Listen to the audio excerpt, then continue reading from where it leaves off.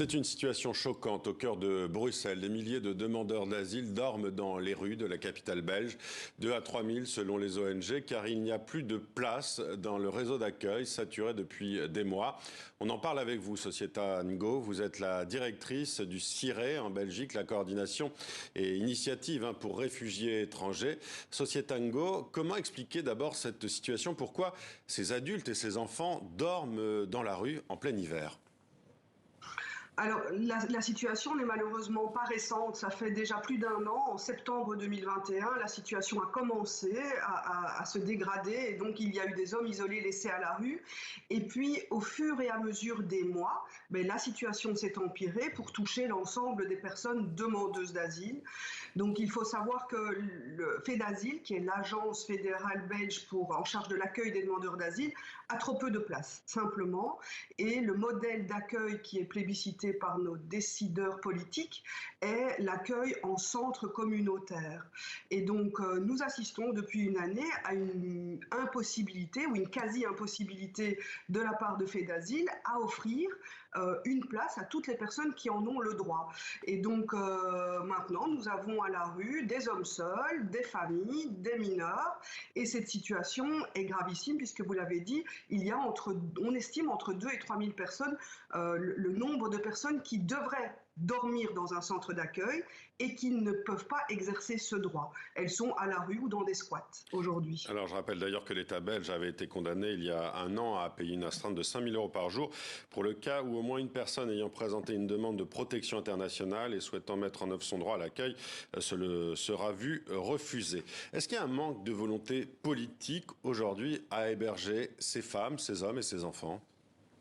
Alors oui, il y a clairement un manque de volonté politique, mais c'est plus grave encore que ce manque de volonté politique parce qu'il y a des condamnations de justice, celles dont vous avez fait mention, mais il y a les 7000 condamnations de justice rendues par des cours et tribunaux belges. Il y a aussi des centaines de décisions rendues par la Cour européenne des droits de l'homme.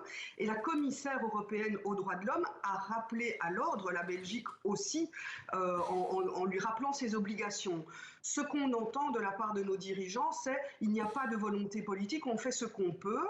Nous savons que tout ce qui est possible n'est pas tenté, puisqu'on pourrait accorder une aide financière aux personnes, les renvoyer vers des hôtels notamment, et ce choix n'est pas posé, n'est pas celui qui est fait par les autorités belges. Et donc aujourd'hui, nous ne savons plus comment agir. Les magistrats belges et européens essayent de rappeler à l'ordre les autorités, la société civile s'est mobilisée, les citoyens également.